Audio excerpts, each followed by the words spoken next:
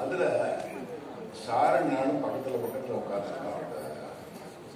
மயான கரையில் பாக்கியராஜ் இந்திய திரைக்கதை மாமன் அவருடைய மரணம் நான் கிளம்புறோம். அதுதான் தகவல் கிடைச்சி எனக்கு மட்டும் இல்லை, உங்களுக்கு மட்டும் இல்லை, தமிழ் திரையுலகத்துக்கு மட்டும் இல்லை, இந்திய திரையுலகத்துக்கே ஒரு மிகப்பெரிய இடம்.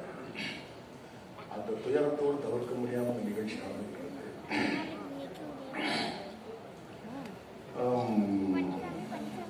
இந்த படத்துக்கு முதல்ல எனக்கு பேசுகிறார் பாலாஜி பேசுகிறார். சார் நான் அந்த மாதிரி பாலாஜி திருநெல்வேலியிலேருந்து பேசுகிறேன். ஒரு படம் வழக்கமாக கேட்க முடியாது. படம் பண்ணியிருக்கலாம் யாராவது D3 ஒரு படம் பண்ணியிருக்கேன். அப்புறம் D3ன்னு நான் எப்போ நம்ம கவனத்துக்கு வந்ததில்லை. சரி வழக்கம் ஏதாவது சொல்கிறாங்க கேட்டுக்கிட்டே எதை பற்றியும் ஆர்வம் இல்லாமல் கேட்டுக்கிட்டே நான் அமெரிக்காவில் இருக்கேன் சார். அங்கே உள்ள சம்பாத்தியத்தை வச்சு தான் இதை நான் பண்ணலாம். ஒன்று சார் நான் சரியாக பிடி கொடுக்காம போயிட்டே இருந்தேன்.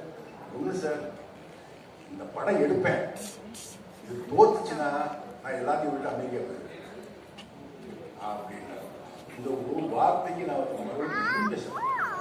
எதுவுமே பேசுகிறேன். தேதியை கேட்கல, சம்பளத்தை கேட்கல, எதுவுமே பேசுகிறேன். சரி பாலாஜி பண்ண போகிறேன். அன்னைக்கு அந்த ஃபோனில் பேசுகிற போது அவர் மேலே இருக்கிற எனக்கு ஒரு நம்பிக்கையும் ஒரு அன்பும் அது கடைசி வரை அவர் இயக்குனராக படத்தில் இயக்குனர் யாரையுமே அவர் மனைவியிலிருந்து குடும்பமாக தான் இருந்தாங்க. விமானம் டைரக்டர், ப்ரொடியூசர், மூணு ப்ரொடியூசர் வந்து பேசுகிறாங்களே நடுவில் அவரெல்லாம் கூட தம்பி அனுப்பிட்டாங்க. இவருக்கு அப்படியே என்ன மனைவி பார்த்தீங்கன்னா ஓடி கட்டிக்கிறாங்க.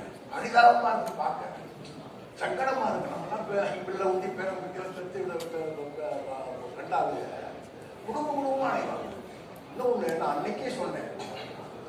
மேக்கரைக்கு காரில்